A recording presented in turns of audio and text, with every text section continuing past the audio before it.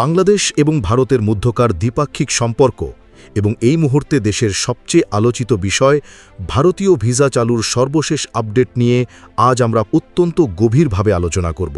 আপনারা যারা প্রতিনিয়ত আমাদের সাথে যুক্ত থাকেন এবং ভিসা সংক্রান্ত খবরাখবরের জন্য অপেক্ষা করছেন, আজকের এই প্রতিবেদনটি তাদের জন্য অত্যন্ত গুরুত্বপূর্ণ হতে যাচ্ছে। আমরা সবাই জানি যে ভারতের নবনিযুক্ত হাইকমিশনার দীনেশ ত্রিবেদী গত 12 জুন 2026 তারিখে স্থলপথে বেনাপোল সীমান্ত দিয়ে বাংলাদেশে এসে পৌঁছেছেন। সাধারণ কোনো পেশাদার কূটনীতিকের বদলে একজন প্রবীণ ও অভিজ্ঞ রাজনীতিককে হাইকমিশনার হিসেবে ঢাকায় পাঠানো ভারতের তরফ থেকে একটি অত্যন্ত তাৎপর্যপূর্ণ পদক্ষেপ। 75 বছর বয়সী দীনেশ ত্রিবেদী ভারতের কেন্দ্রীয় সরকারের একজন সাবেক মন্ত্রী এবং প্রবীণ রাজনৈতিক ব্যক্তিত্ব। তাকে এই দায়িত্ব দেওয়ার মাধ্যমে স্পষ্ট বার্তা দেওয়া হয়েছে যে দুই দেশের সম্পর্ককে কতটা গুরুত্বের সাথে বিবেচনা করা হচ্ছে। বেনাপোল দিয়ে বাংলাদেশে প্রবেশ করার পরপরই তিনি দুই দেশের মানুষের সম্পর্ক নিয়ে অত্যন্ত আন্তরিক কথা বলেছেন। তিনি বলেছেন, ভারত এবং বাংলাদেশের আকাশ এক, বাতাস এক এবং দুই দেশের মানুষের স্বপ্নও এক।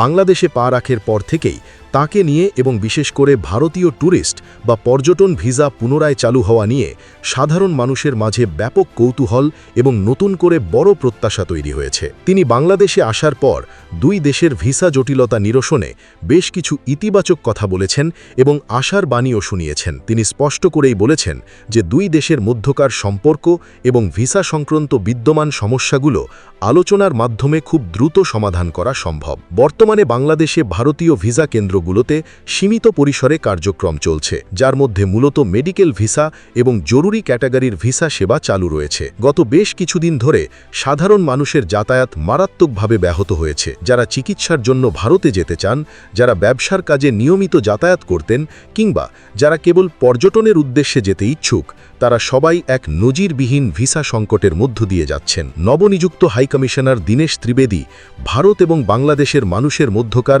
এই পারস্পরিক সম্পর্ক উন্নয়নের উপর সর্বোচ্চ জোর দিচ্ছেন। তিনি দায়িত্ব নেওয়ার পর থেকেই এটি পরিষ্কার যে দুই দেশের মানুষের যাতায়াত সহজ করতে এবং ভিসা সংক্রান্ত জটিলতাগুলো দূর করতে তিনি অত্যন্ত ইতিবাচক পদক্ষেপ নিতে আগ্রহী। অতীতে ভারতের ভিসা অফিসগুলোতে নিরাপত্তা সংকটের কারণে স্বাভাবিক কার্যক্রম মারাত্মকভাবে ব্যাহত হয়েছিল, যা আমরা সবাই জানি। তবে বর্তমানে পরিস্থিতির কিছুটা উন্নতি হওয়ায় medical visa, double entry visa এবং জরুরি কিছু ক্যাটাগরির ভিসা চালু রাখা হয়েছে। ভারতীয় সহকারী হাই কমিশনারের পূর্ববর্তী ঘোষণা অনুযায়ী চিকিৎসা ভিসার পাশাপাশি অন্যান্য ক্যাটাগরির ভিসা এবং বিশেষ করে বহুল প্রতীক্ষিত ট্যুরিস্ট বা পর্যটন ভিসা পর্যায়ক্রমে স্বাভাবিক অবস্থায় ফিরিয়ে আনার প্রক্রিয়া ও কাজ চলছে। অনেকেই সামাজিক যোগাযোগ মাধ্যমে এবং বিভিন্ন মাধ্যমে জানতে চেয়েছেন যে দীনেশ ত্রিবেদী ঢাকায় আসার পর কয়েকদিন পার হয়ে গেল, কিন্তু ভিসা নিয়ে এখনও কোনো বড় বা আনুষ্ঠানিক ঘোষণা কেন আসছে না। মানুষের এই উৎকণ্ঠা এবং প্রশ্নটি অত্যন্ত যৌক্তিক। আসলে নতুন হাই কমিশনার ঢাকায় আসার পর কয়েকদিন কেটে গেলেও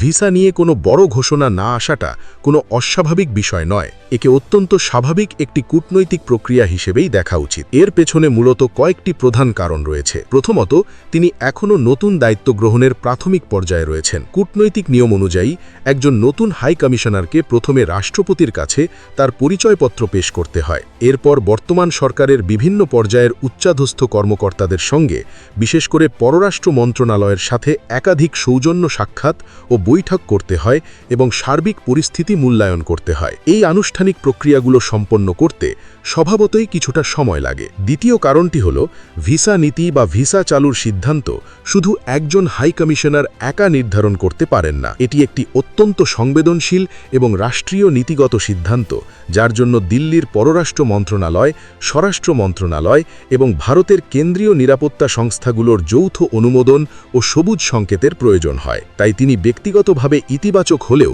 বা ইচ্ছা করলেও ঢাকায় পৌঁছানোর সাথে সাথেই কোনো বড় ঘোষণা দিতে পারেন না। তাকে দিল্লির নীতি নির্ধারকদের সাথে নিয়মিত যোগাযোগ রক্ষা করে ধাপে ধাপে এগোতে হয়। এর বাইরেও আরও একটি অত্যন্ত গুরুত্বপূর্ণ বিষয় আমাদের মাথায় রাখতে হবে। বাংলাদেশ ও ভারতের মধ্যকার ভিসার দ্বিপাক্ষিক সম্পর্ক বর্তমানে বেশ কিছু সংবেদনশীল ইস্যুর মধ্য দিয়ে যাচ্ছে। দুই দেশের মধ্যে নতুন করে আস্থার সম্পর্ক তৈরি করার কাজ চলছে। এর পাশাপাশি সীমান্ত পরিস্থিতি, অভিবাসন সংক্রান্ত আলোচনা এবং সম্প্রতি দিল্লির বিমানবন্দরে চিকিৎসক ডক্টর জাহেদকে কেন্দ্র করে ঘটে যাওয়া অনাকাঙ্ক্ষিত ঘটনার মতো বিষয়গুলো বর্তমানে দুই দেশের নীতি নির্ধারকদের আলোচনায় রয়েছে। এই ধরনের ঘটনাগুলো স্বাভাবিকভাবেই দ্বিপাক্ষিক আলোচনার টেবিলে কিছুটা প্রভাব ফেলে এবং যে কোনো বড় সিদ্ধান্তের গতিকে ধীর করে দেয়। তবে আশার কথা এই যে দায়িত্ব গ্রহণের পর দীনেশ ত্রিবেদী নিজেই অত্যন্ত ইতিবাচক মনোভাব দেখিয়েছেন। তিনি সরাসরি বলেছেন যে ভিসা সংক্রান্ত যে কোনো সমস্যা দুই দেশ মিলে আলোচনার মাধ্যমে সমাধান করবে। তিনি একজন পেশাদার কূটনীতিকের চেয়েও বেশি একজন রাজনীতিক হওয়ায়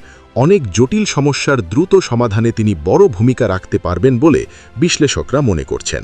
বিশেষ করে পর্যটন বা ট্যুরিস্ট ভিসা সেবা পুনরায় চালু করার ব্যাপারে তিনি যথেষ্ট আশাবাদী। বিভিন্ন গণমাধ্যম এবং কূটনৈতিক প্রতিবেদন থেকেও জানা যাচ্ছে যে ভারত ও বাংলাদেশ ধাপে ধাপে পূর্ণাঙ্গ ভিসা কার্যক্রম পুনরায় চালুর দিকেই অগ্রসর হচ্ছে। তাই এখনও পর্যন্ত কোনো আনুষ্ঠানিক ঘোষণা না আসার অর্থ এই মোটেও নয় যে ট্যুরিস্ট ভিসা চালুর পরিকল্পনা বাতিল হয়ে গেছে বা এটি আর চালু হবে না, বরং বলা চলে প্রয়োজনীয় সব কূটনৈতিক ও প্রশাসনিক প্রক্রিয়া শেষ হওয়ার অপেক্ষা চলছে। এই কূটনৈতিক প্রস্তুতি এবং আলোচনা শেষ হলেই শুধু ট্যুরিস্ট ভিসা নয়, তার সাথে সাথে অন্যান্য সকল ক্যাটাগরির ভিসার ক্ষেত্রেও আমরা অত্যন্ত আশানুরূপ এবং ইতিবাচক কোনো আপডেট বা ফলাফল দেখতে পাব বলে দৃঢ়ভাবে আশা করা যায়। আমরা সবাই এখন ট্যুরিস্ট ভিসা চালুর অপেক্ষায় দিন গুনছি। লাখ লাখ মানুষ অধীর আগ্রহে বসে আছেন কবে আবার ভিসা কেন্দ্রগুলো পুরোদমে কাজ শুরু করবে। তবে ভিসা পুরোপুরি চালু হওয়ার আগে দুই দেশের মধ্যকার সম্পর্ক সম্পূর্ণ স্বাভাবিক হওয়া এবং পারস্পরিক আস্থা বৃদ্ধি পাওয়া সবচেয়ে বেশি জরুরি। বিশেষ করে প্রধানমন্ত্রীর উপদেষ্টার সাথে ঘটে যাওয়া সাম্প্রতিক পরিস্থিতির পর চলতি মাসেই ট্যুরিস্ট ভিসা চালু হবে কিনা তা নিয়ে জনসাধারণের মনে এবং বিশ্লেষকদের মনে যথেষ্ট সংশয় তৈরি হয়েছে। তবুও দুই দেশের দীর্ঘদিনের ঐতিহাসিক ও ভৌগোলিক সম্পর্কের কথা বিবেচনা করে আমরা আশাবাদী হতে চাই। পরিস্থিতি যেদিকেই যাক না কেন, আমরা আশা করি দুই দেশের কূটনৈতিক আলোচনার মাধ্যমে খুব দ্রুত একটি সুন্দর ও স্থায়ী সমাধান আসবে, যার ফলে সাধারণ মানুষের ভোগান্তি দূর হবে। এই পুরো বিষয়টি নিয়ে নবনিযুক্ত হাই কমিশনারের ভূমিকা নিয়ে এবং চলতি মাসেই ট্যুরিস্ট ভিসা চালুর সম্ভাবনা নিয়ে আপনার ব্যক্তিগত মতামত কি? আপনার কি মনে হয় তা অবশ্যই কমেন্ট করে আমাদের জানান। আপনাদের প্রতিটি মতামত আমাদের কাছে অত্যন্ত গুরুত্বপূর্ণ।